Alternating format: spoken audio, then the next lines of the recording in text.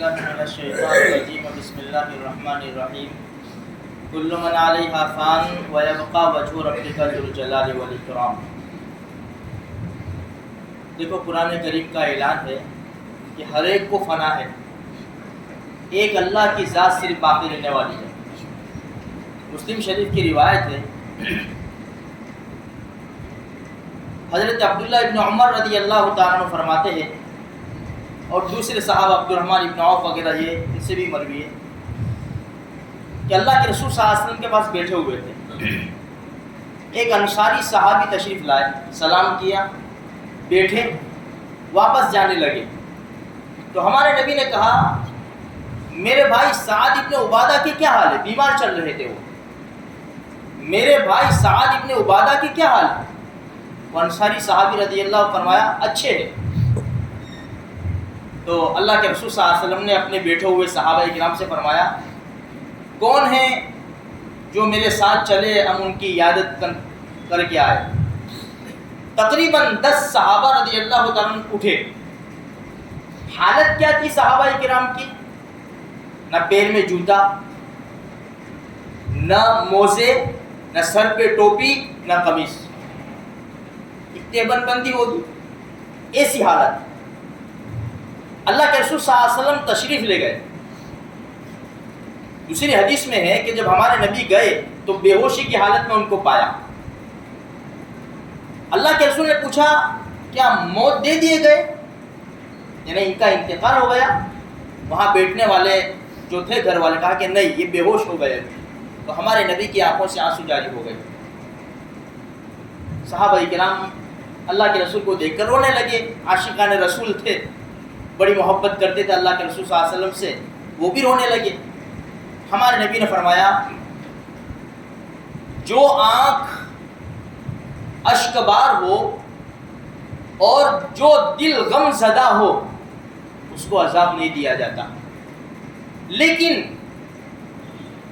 زبان کی طرف اشارہ کر کے کہا اس کی وجہ سے یا تو رحم کیا جائے گا یا عذاب دیا جائے گا، یعنی اپنی زبان کو کنٹرول میں رکھو۔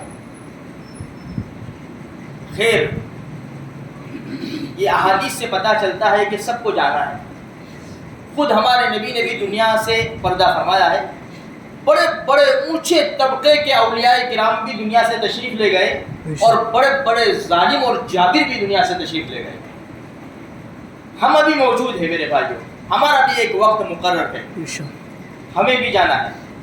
جیسے گزشتہ کل رات ہمارے دھوبی چاچا، اللہ ان کی بال مغفرت فرماوے، ان کی قبر کو نور سے بھر دے، جنت الفردوس میں جگہ نصیب فرماوے، کروٹ کروٹ ان کو چین نصیب فرماوے، ان کے گھر والوں کو صبر جمیل کی دولت سے مالا مال فرماوے۔ کل عصر کے بعد انہوں نے مجھے یاد کیا کہ بھائی یہ مجھے ایسا لگ رہا ہے مجھے کہ جب تک زندہ رہوں گا یہ بات یاد رہے گی۔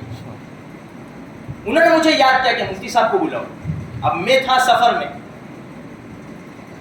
بار بار وہ کہہ رہے تھے کہ عصر کی نماز پڑھ کے ان کے بیٹے گئے تو کہا کہ میں نے تم کو کہا نا مفتی صاحب کو کہ ابا ابھی تو عصر کی نماز ہے، وہ تو مغرب میں آتے ہیں۔ لیکن افسوس رہ گیا مجھے بھی کہ میں ان سے ملاقات نہ کر سکا۔ 4-5 روز پہلے ہماری یہی ملاقات ہوئی تھی، پھر 2 دن بیمار ہوئے نہیں آئے تو میں نے میاں جی سے پوچھا کہ کہاں ہے، کہ وہ تو بیمار ہے۔ میں کہ چلو ہم جائیں گے دیکھنے کے لیے۔ پھر 2 دن میرا سفر میں چلے گئے تو میں ان سے ملاقات نہیں کر سکا۔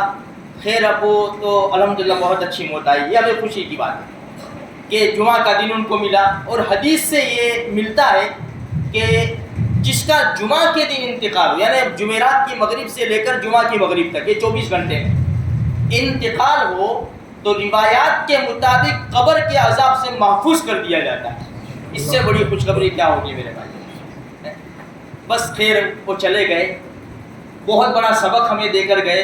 مسجد کے کھوٹے تھے، مسجد میں رہتے تھے، میاں جی کا بھی ساتھ دیتے تھے، مسجد کی صفائی کافی خیال رکھتے تھے۔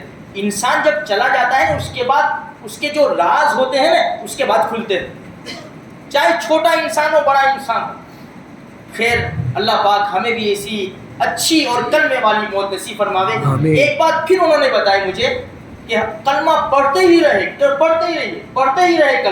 کلمہ پڑھتے پڑھتے دنیا سے گئے۔ اب انسان کب کلمہ پڑھے گا؟ جب اس کا تعلق ہوگا اچھی طرح تبھی وہ کلمہ اس کی زبان کے اوپر آئے گا نا. بھائی مسجد ہے، قرآن ہے اور خدمت ہے، یہ تعلق ایک جوڑ تھا ان کا. اللہ پاک نے بڑی عجیب قسم کی موت نصیب فرمائی. اللہ تبارک و تعالی ہمیں بھی زندہ رکھے تو اسلام پر زندہ رکھے، اور موت دے تو ایمان پر خاتمہ نصیب فرمائے.